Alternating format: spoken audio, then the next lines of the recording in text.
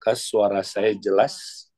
Jelas, Kak. Oke, baik. Ya, saudara, kita tahun ini tahun baru. Nah, saya sepanjang tahun ini saya akan banyak membahas tentang bagaimana bertumbuh bersama dalam kompak. Ya, jadi seri saya akan lebih banyak berkaitan dengan ini. Bagaimana kita bertumbuh bersama dalam kompak. Nah, saudara, kita harus bertumbuh. Nah, supaya kita bisa bertumbuh, kita mesti bertumbuh bersama di dalam kompak, ya. Kalau kita tidak ada di dalam kompak, ya, karena kompak itu adalah unit dasar dari rumah Tuhan, ya. Itu adalah tempat di mana kita, saudaraku, boleh bertumbuh bersama-sama. Maka kalau kita tidak ada di dalam kompak, kita tidak bisa bertumbuh, ya, dan kita tidak bisa, saudara, bertahan di masa yang sukar ini. Nah, ada sebuah janji Tuhan buat kita, saudara. Kita baca Mazmur 92 ayat 13 sampai ayat 15.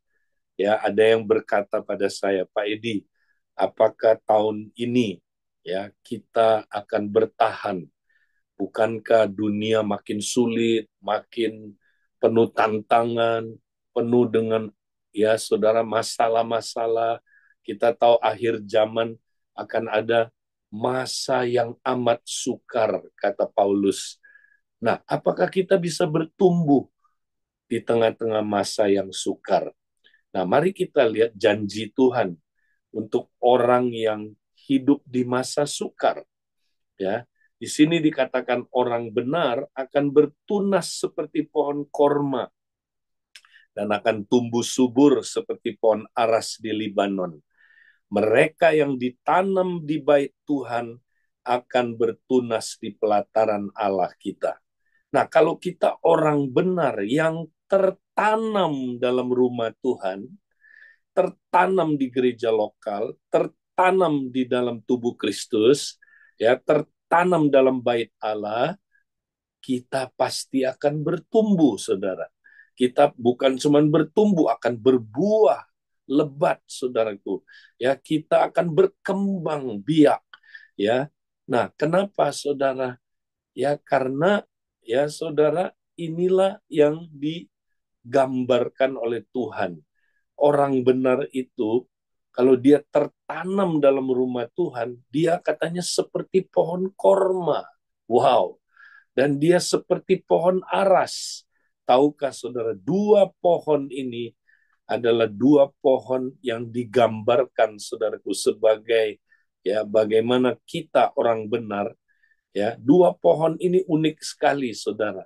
Mereka justru bertumbuhnya di tengah-tengah, ya, situasi yang kering, situasi yang sulit, saudara. Ya, kalau kita lihat pohon korma di sebelah kiri ini gambar, ya, pohon korma ini lihat berbuah lebat justru di tengah gurun, saudara. Ya, yang kering sekali. Itulah gambaran orang benar yang tertanam dalam rumah Tuhan. Mereka justru akan berbuah, bertumbuh di tengah-tengah masa sulit, masa sukar. Ya, sama juga dengan pohon aras. Ya, saya kunjungin pohon aras ini, saudara, beberapa tahun yang lalu di Libanon. Pohon ini 3.000 tahun usianya, saudara. Pohon ini udah ada di zamannya Sulaiman atau Salomo, saudara. Ya, lihat, pohon ini hidupnya di mana? Di tengah bebatuan yang sangat kering, saudara. Saudara, inilah gambaran orang benar yang tertanam di dalam rumah Tuhan, ya. Nah, makanya kalau kita mau bertumbuh, berbuah, ya, bahkan sampai tua pun tetap berbuah katanya, ya, saudara, kita mesti tertanam di dalam rumah Tuhan. Nah, itu, saudaraku, yang kita lihat janji Tuhan. Nah, sekarang kita kembali ke tema kita. Saudara, bagaimana kita bisa next bertumbuh bersama dalam kompak? Kita akan bertumbuh bersama jika kita berada dalam kompak sejati. Nah, saudara, kita mesti cek dulu, kita tertanam dalam kompak sejati nggak?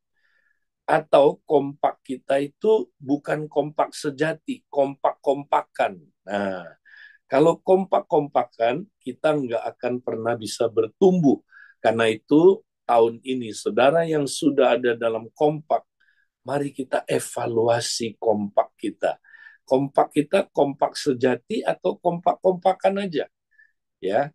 Nah, kalau kompak yang kita jalani tidak seperti yang Tuhan mau, saudara, mari kita bikin komitmen baru, perbaiki kompak kita. Nah, buat saudara yang belum ada dalam kompak, saudara perlu belajar apa itu kompak sejati, supaya saudara tidak nanti ya salah pilih, saudara, atau saudara tidak menghidupi kompak sejati. Nah, mari kita lihat, saudaraku, apa kompak sejati itu. Hari ini saya mau sampaikan ada 3 ciri ya kompak sejati itu. Next, ciri yang pertama, kompak sejati memiliki esensinya. Dia punya esensi. Esensinya esensi yang benar.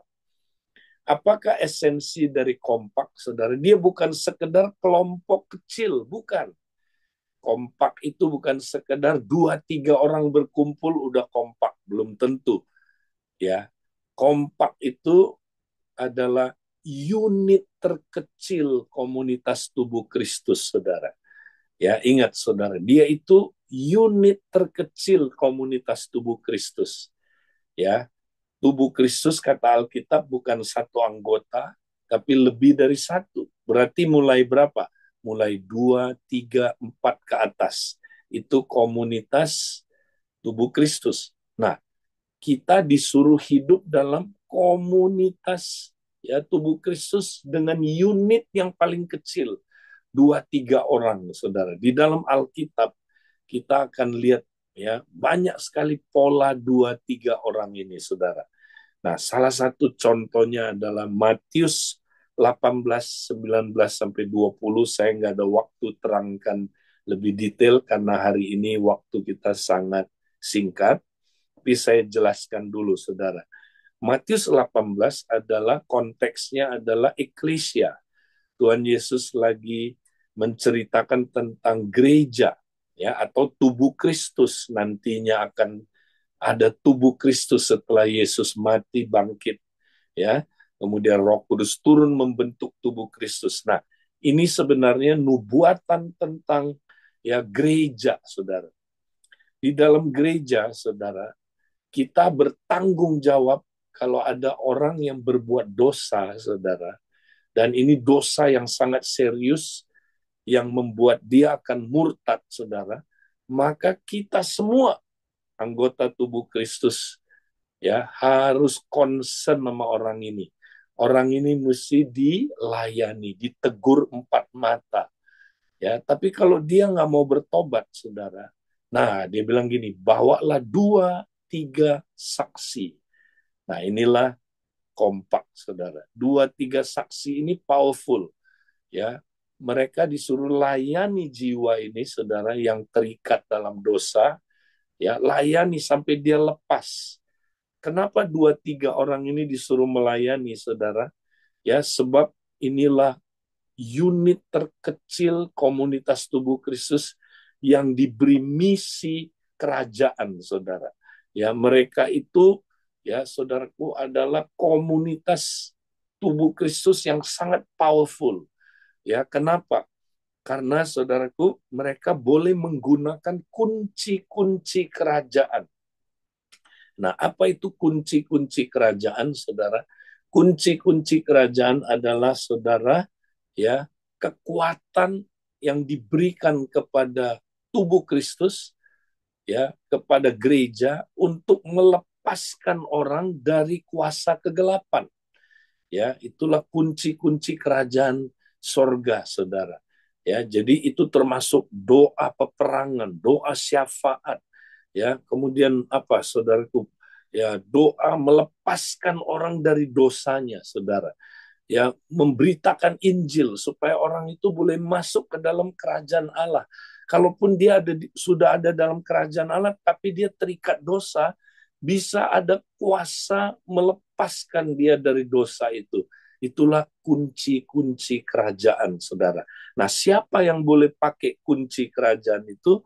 Ya, nah ayat yang ke-19.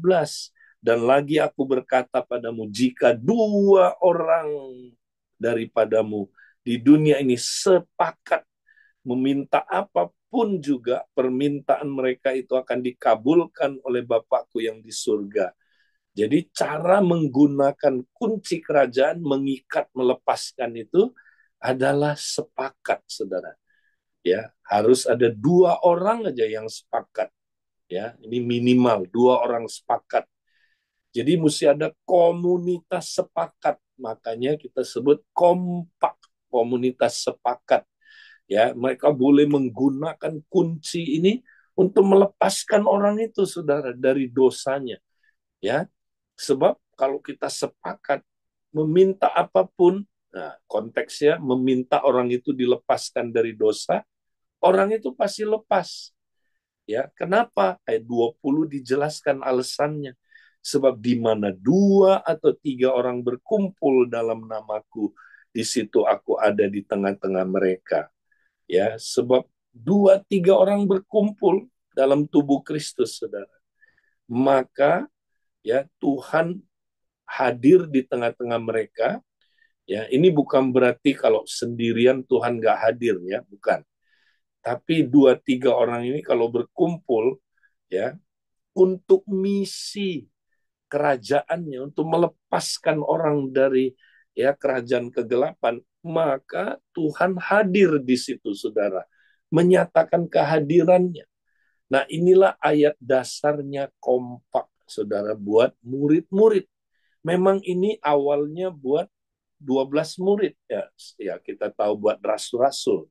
Tapi saudaraku, kalau kita lihat ayat 20, di sini kita lihat bahwa ayat ini juga berlaku buat semua murid Kristus, ya, sebab di mana dua atau tiga orang berkumpul dalam namaku, ya, jadi ini ya menunjuk bahwa ini ayat berlaku juga buat semua jemaat yang adalah murid Kristus, ya. Kalau dia dua tiga orang berkumpul ini, saudara, sepakat, wow, mereka menjadi komunitas sepakat.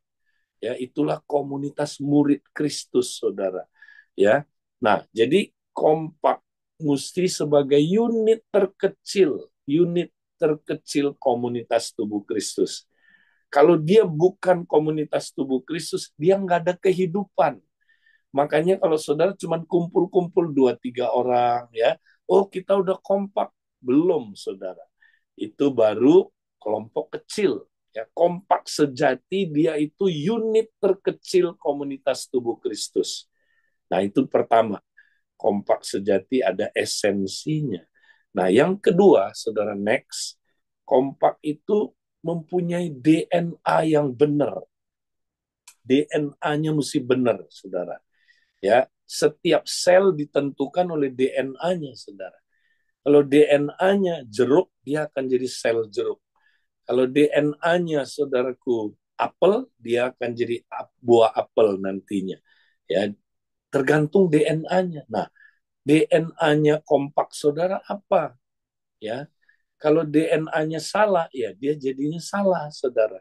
DNA juga menentukan dia bertumbuh, berkembang, dan bermultiplikasi. Kalau nggak ada DNA yang hidup, saudara, maka kompak itu nanti nggak akan berkembang. Dia akan gitu-gitu aja, saudara. Nah, mari kita lihat ada 3 DNA yang menentukan ya kemana kompak kita akan, saudaraku, tertuju. Ya, dia akan jadi apa? Ingat ya, tadi saudara kita udah belajar ya bahwa esensi dari kompak itu adalah unit terkecil dari tubuh Kristus. Jadi dia berkaitan sama tubuh Kristus. Tapi juga jangan lupa, saudara, ya DNA ini, kompak ini adalah komunitas pemuritan, saudara. Ya, jadi dia itu komunitas pemuritan dalam tubuh Kristus. Ya, maka kalau dia komunitas pemuritan, saudara, maka DNA yang pertama semua saudaraku anggotanya mempraktekkan gaya hidup ya murid, yaitu 3B: berjalan, belajar, dan berubah. Nah, kalau mereka lakukan ini, saudara, berjalan, belajar, berubah tiap hari, mereka sedang membangun manusia rohnya, saudara.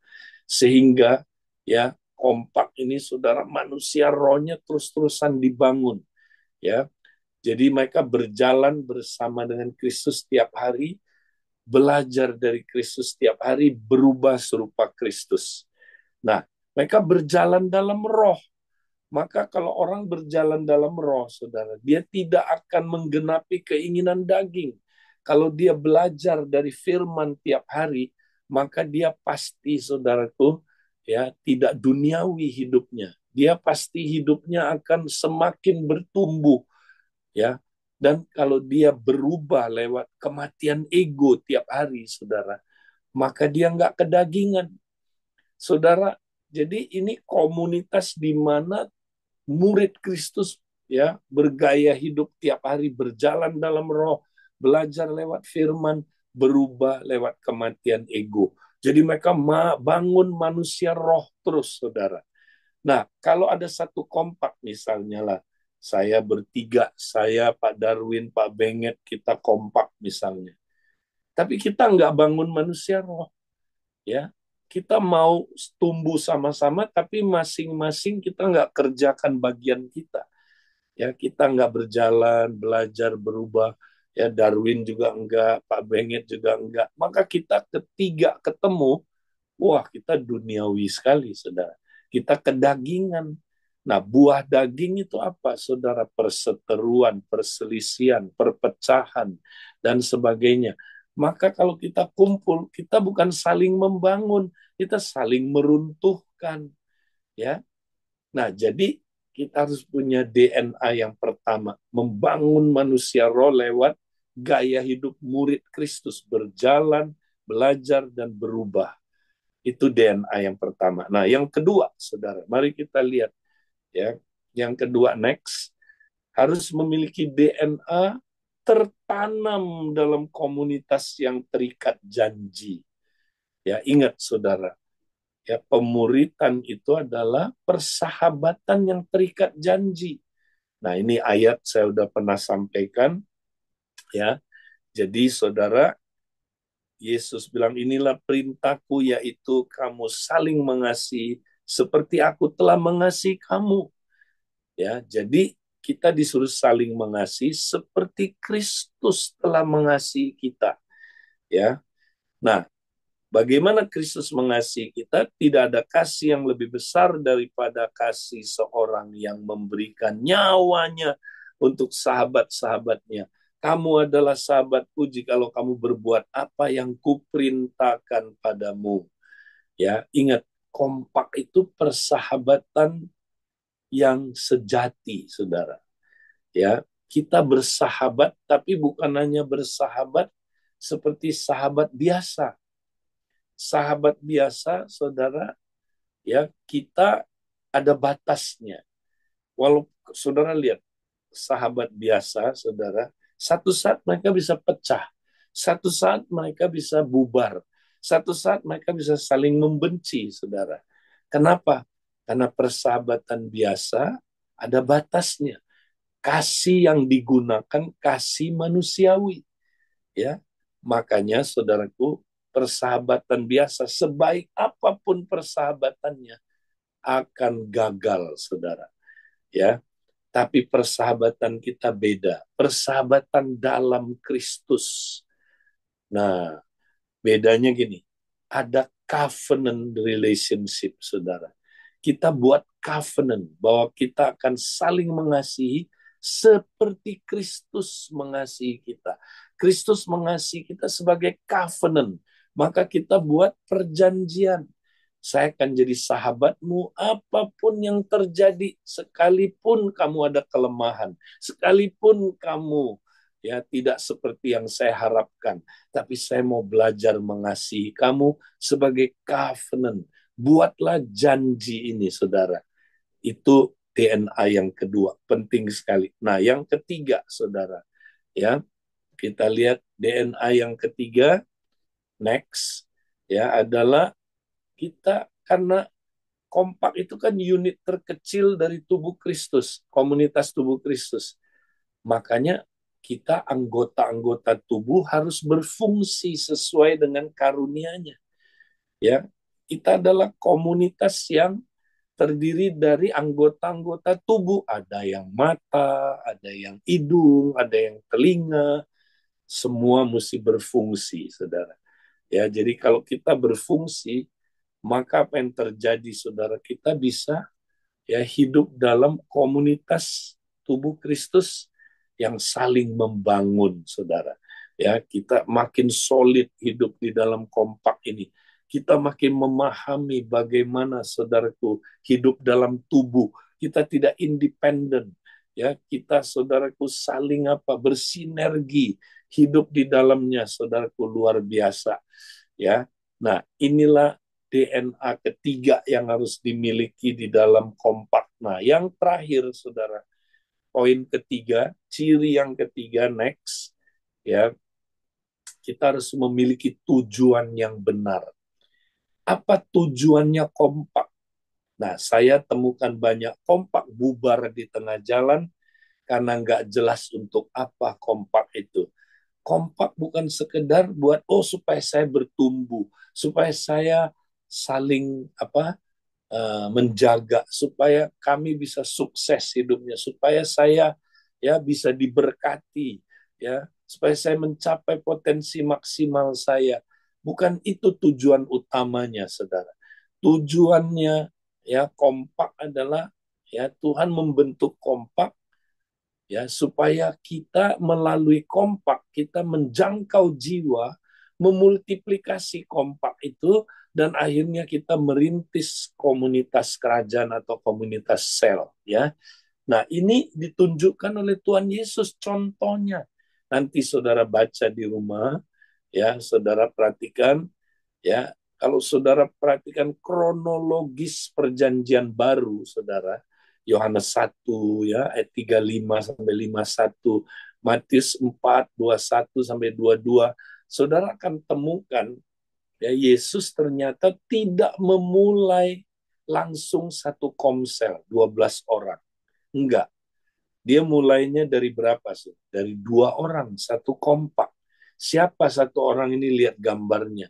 2 orang itu adalah Yohanes dan Yohanes dan Andreas. Mereka berdua muridnya Yohanes Pembaptis, hafrutanya Yohanes Pembaptis, ya mereka saudaraku kompaknya Yohanes Pembaptis. Kemudian mereka berdua mengalami Kristus, jumpa dengan Kristus sebagai Tuhan dan Juru Selamatnya, saudara. Lalu mereka ikut Yesus, pindah dari kompaknya Yohanes Pembaptis menjadi kompaknya Tuhan Yesus. Ya, lalu berdua ini begitu saudaraku mengalami Kristus, mata mereka terbuka bahwa Kristus itulah Mesias. Mulut mereka nggak bisa diam, saudara. Mereka langsung cari Simon. Ya, Simon itu ya yaitu Petrus, saudara. Nah, Simon ketemu, mereka cerita, Simon, kami telah menemukan Mesias. Simon bilang, di mana, di mana? Mari, lihatlah.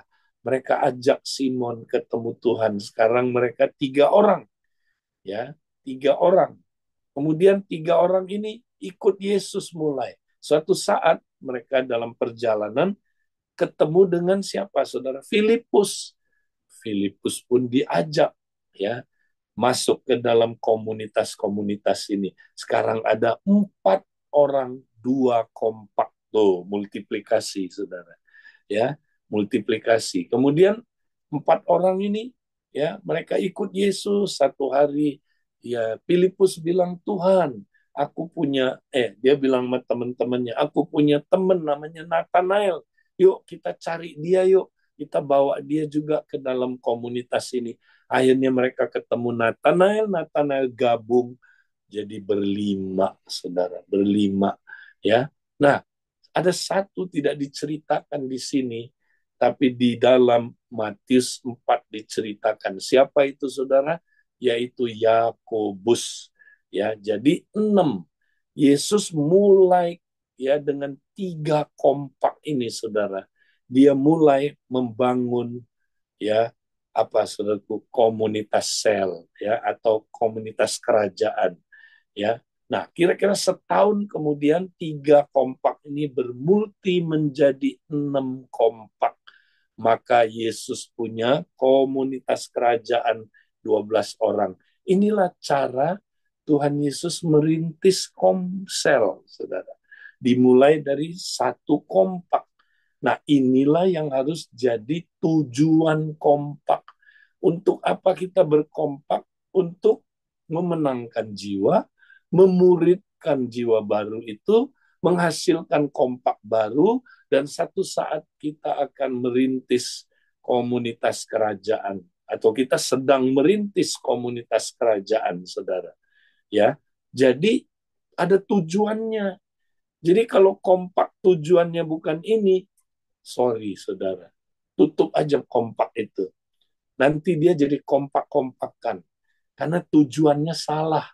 Ya, tujuannya harus dia mau menghasilkan jiwa baru, muridin jiwa baru, ya, kemudian multiplikasi kompak, dan akhirnya merintis komunitas kerajaan atau komunitas sel. Nah, next yang terakhir, saudara. Jadi, ya, untuk bertumbuh bersama dengan kompak, ya, maka kita harus punya kompak yang bertujuannya benar. Karena tujuan menentukan motif, saudara. Tujuan kompak menentukan motifnya apa. Motifnya apa menentukan perilaku kompak itu, saudara. Ya, nah ada kompak, dia kompak kapal pesiar, saudara. Dia nggak jelas apa ya tujuannya kompak. Ya udah nanti dia lama-lama jadi kompak kapal pesiar. Kapal pesiar, kalau orang ikut kapal pesiar, apa tujuannya, saudara? Pesiaran. Ya, tujuannya apa? Dilayani, ya, di apa saudaraku, di entertain, ya, dihibur, ya, kemudian di apa saudaraku dikasih makan, dikasih hiburan, ya, itu tujuannya memang kapal pesiar, ya. Nah, kompak nggak boleh jadi kapal pesiar, saudara. Kalau kompak kapal pesiar, udah itu udah gagal, saudara. Dari awal saudara mesti tentukan kompak itu untuk apa? Untuk ya ini dia kita harus jadi kapal penyelamat. Lihat yang di sebelah kanan 3 orang, saudara. Ya, mereka satu kapal. Ini kapal tujuannya jelas, bukan untuk pesiaran, saudara, tapi untuk menyelamatkan jiwa. Ya, mereka pergi cari jiwa yang tenggelam, bawa dia, selamatkan dia. Ya, kemudian saudaraku tolong dia. Nah, itu kapal penyelamat, saudara. Ya, kalau kapal penyelamat beda, motifnya beda. Ya, dia bukan untuk dilayani, tapi dia melayani.